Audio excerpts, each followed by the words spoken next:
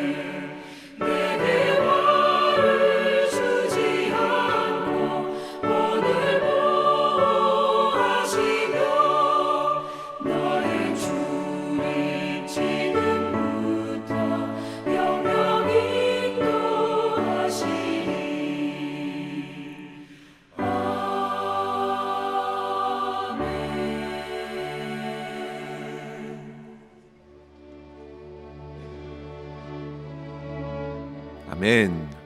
오늘 말씀은 출애굽기 18장 1절에서 12절까지의 말씀입니다. 모세의 장인이며 미디안 제사장인 이드로가 하나님이 모세에게와 자기 백성 이스라엘에게 하신 일, 곧 여호와께서 이스라엘을 애굽에서 인도하여 내신 모든 일을 들으니라. 모세의 장인 이드로가 모세가 돌려보냈던 그의 아내 십보라와 그의 두 아들을 데리고 왔으니 그 하나의 이름은 게르솜이라. 이는 모세가 이르기를 내가 이방에서 나그네가 되었다 하미요, 하나의 이름은 엘리에셀이라. 이는 내 아버지의 하나님이 나를 도우사 바로의 칼에서 구원하셨다 함이더라. 모세의 장인 이드로가 모세의 아들들과 그의 아내와 더불어 광야에 들어와 모세에게 이르니 곧 모세가 하나님의 산에 진친 곳이라. 그가 모세에게 말을 전하되 내 장인 나 이드로가 내 아내와 그와 함께한 그의 두 아들과 더불어 내게 왔노라. 모세가 나가서 그의 장인을 맞아 절하고 그에게 입 맞추고 그들이 서로 문안하고 함께 장막에 들어가서 모세가 여호와께서 이스라엘을 위하여 바로와 애굽 사람에게 행하신 모든 일과 길에서 그들이 당한 모든 고난과 여호와께서 그들을 구원하신 일을 다 그 장인에게 말하매, 이드로가 여호와께서 이스라엘에게 큰 은혜를 베푸사 애굽 사람의 손에서 구원하심을 기뻐하여 이드로가 이르되 여호와를 찬송하리로다. 너희를 애굽 사람의 손에서와 바로의 손에서 건져내시고 백성을 애굽 사람의 손 아래에서 건지셨도다.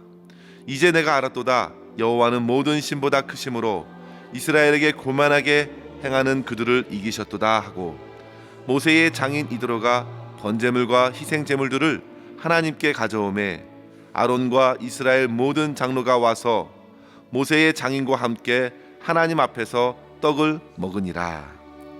아멘. 우리는 계속해서 출애굽 여정을 살펴보고 있습니다. 홍해 바다를 마른 땅으로 통과했던 이스라엘 백성들은 마라에서 쓴물을 단물로 바꿔주신 하나님의 큰 이적을 경험하고 엘림에서 쉼과 안식을 누리기도 했습니다. 그리고 엘림을 떠나 시내산으로 향하는 남쪽 여정에서 신광야에 이르죠. 그곳에서 음식을 가지고 불평했던 이스라엘 백성들에게 하나님께서는 만나와 메추라기를 공급해 주셨고, 르비딤에서는 물이 없다고 모세와 다툼을 벌였던 그들에게 호렙산 한 반석에서 물을 내셔서 그들의 모든 목마름을 해결해 주셨습니다.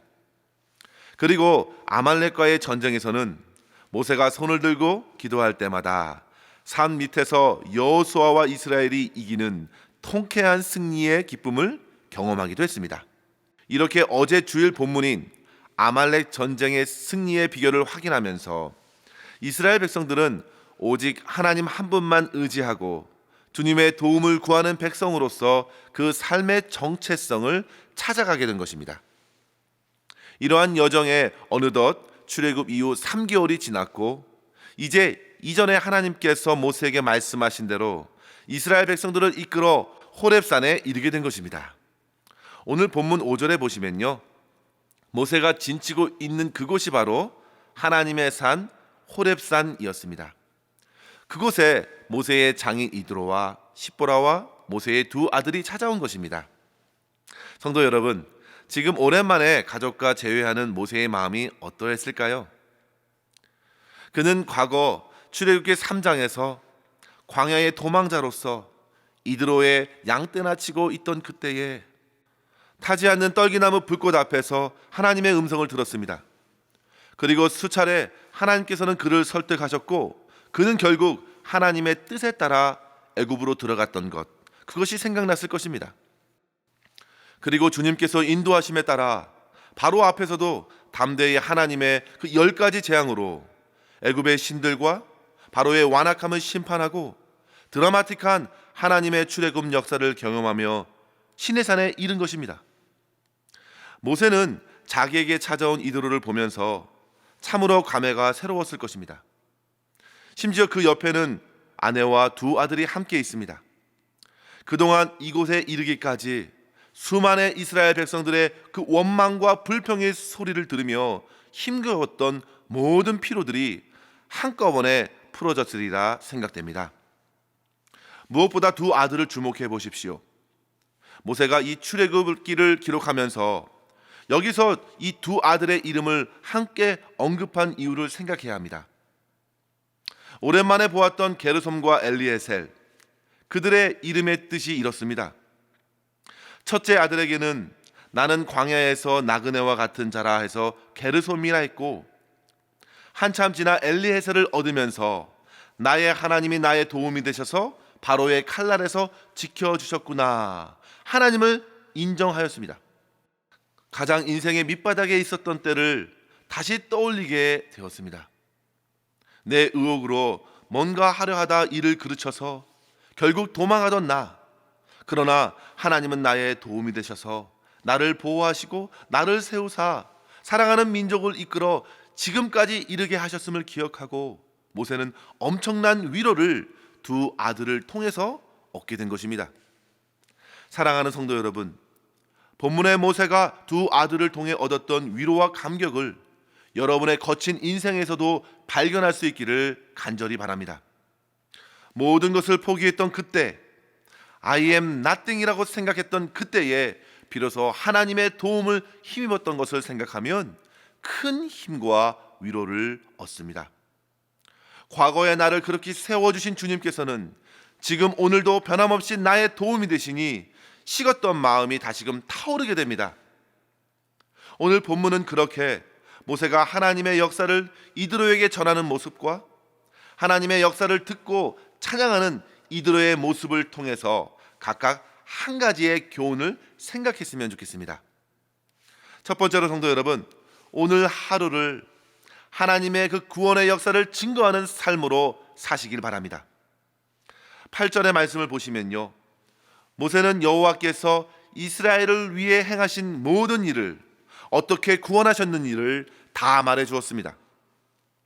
앞서 장인을 떠난 이후에 벌어졌던 수많은 사건들은 실로 경이로운 구원 이야기였습니다. 아마도 늦은 저녁까지 이야기하지 않았을까요? 그만큼 생생한 주의 역사를 전한 것입니다. 모세는 열정을 갖고 이야기했을 것이고 기쁨과 감격으로 전했을 것입니다. 그렇다면 성도 여러분, 하나님께서 과연 저와 여러분에게는 어떤 역사를 이루셨습니까?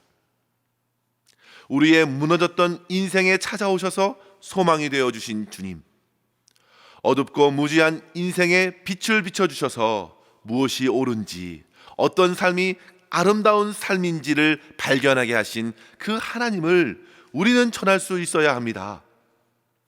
하나님께서 이스라엘 백성들을 부르신 이유는 결코 그들만의 하나님의 은혜를 누리는 데 있지 않았습니다. 출애굽기 19장 5절에 보시면요, 세계가 다 내게 속하였나니 너희가 내 말을 잘 듣고 내 언약을 지키면 너희는 모든 민족 중에 내 소유가 되겠고 너희가 내게 대하여 제사장 나라가 되며라 했습니다. 성도 여러분, 주님께서는 먼저 그들을 소유로 삼으시고 주님의 제사장 나라가 되게 하신 것입니다. 제사장은 하나님과 백성들 사이에 중재하는 자입니다. 위로는 하나님의 뜻을 구하고 아래로는 백성들을 위로하고 새로이 헌신케 합니다. 모세는 그렇게 이방의 제사장이었던 이드로에게 헛된 잡신이 아니라 살아계신 하나님을 전하고 있는 것입니다. 사랑하는 성도 여러분, 받은 구원의 은혜와 사랑으로 우리는 주님을 전해야 합니다. 베드로 사도는 저와 여러분을 왕같은 제사장이라 했습니다. 어두운 데서 불러내어 기이한 빛에 들어가게 하신 주 예수 그리스도의 덕을 선전하라 했습니다. 그런 사람의 마음은 늘 뜨겁습니다. 눈에 열정이 있습니다. 그렇다고 교만하지 않습니다. 오히려 겸손히 그 영혼이 주님께로 돌아오길, 친정한 하나님을 섬기길 바라며 주님의 구원 소식, 복음을 전하는 것입니다. 가장 먼저는 가족들에게 복음을 전하십시오. 다른 세상의 여러 뉴스 말고 하나님께서 나에게 이런 깨달음을 주셨다고, 하나님과 나와 있었던 그 아름다운 사건들을 나누는 것입니다.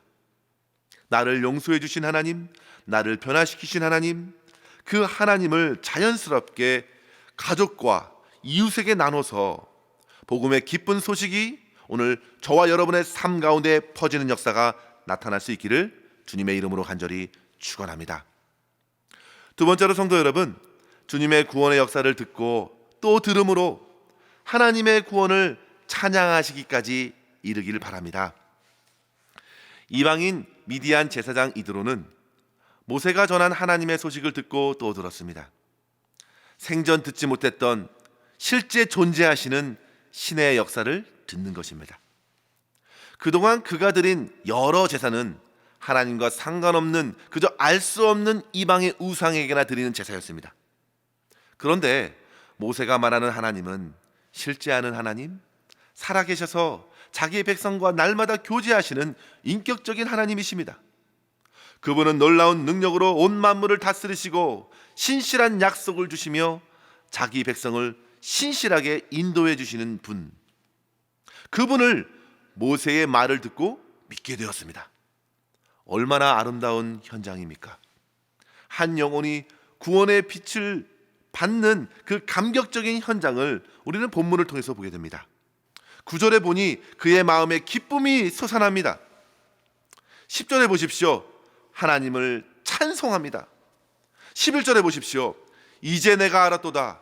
여호와는 모든 신보다 크심으로 교만한 이들을 이기셨도다 고백합니다. 그리고 드디어 이드로는 난생 처음으로 제대로 모든 신보다 크신 하나님께 제사하게 됩니다. 본문에 보시면 번제물과 희생제물을 하나님께 드림으로 그동안 헛된 신에게 제사했던 자기의 죄를 철저히 회개하는 것입니다. 번제물을 통해서는 이제 자기 자신은 하나님만을 제사하는 사람이 되고자 하는 그 온전한 헌신을 표현했습니다. 그저 입술로 하나님을 찬양하고 인정하는 것으로 그친 것이 아니라 내가 아노라 고백했던 그 하나님께 아직 온전한 제사 방식이 정해지지 않았던 그때임에도 하나님을 향한 회개와 헌신의 마음으로 제사하며 주 앞에서 주님을 믿는 백성들과 교제하기에 이르게 된 것입니다. 사랑하는 성도 여러분, 모세의 복음 전도를 통해서 이제 한 영혼이 주님의 공동체 안에 들어와 하나님께 예배하는 인생이 되었습니다. 이것이 바로 오늘날 교회의 존재 목적이 됩니다. 오늘 본문의 모습처럼 함께 하나님의 영광을 찬양하고 예배하며 믿음으로 아름다운 교제가 일어나는 모습이 바로 저와 여러분의 가정 가운데에 우리 나성하님 교회 공동체 안에 가득할 수 있기를 주님의 이름으로 간절히 축원합니다. 기도하겠습니다. 하나님 아버지 감사합니다. 주님의 크신 은혜를 통해 우리 주 예수 그리스도를 믿고 주님의 자녀가 되게 하신 것 감사합니다. 주님께서 이루신 그 놀라운 구원에 오늘도 감격하며 그 은혜와 사랑을 주변의 사람들에게 전할 수 있도록 저희의 심령을 굳게 붙들어 주시옵소서. 삶 가운데 저희가 복음을 전할 때에 성령께서 함께 해주셔서 듣는 이들로 하여금 주님의 은혜 안에서 함께 주님을 찬양하며 예배하는 역사가 일어날 수 있도록 인도하여 주시옵소서. 오늘도 주님의 놀라운 능력의 손에 우리의 모든 삶을 의탁하옵고 우리 구주 예수님의 이름으로 간절히 기도하옵나이다. 아멘. 사랑하는 성도 여러분, 오늘도 주 안에서 승리하시길 바랍니다. 감사합니다.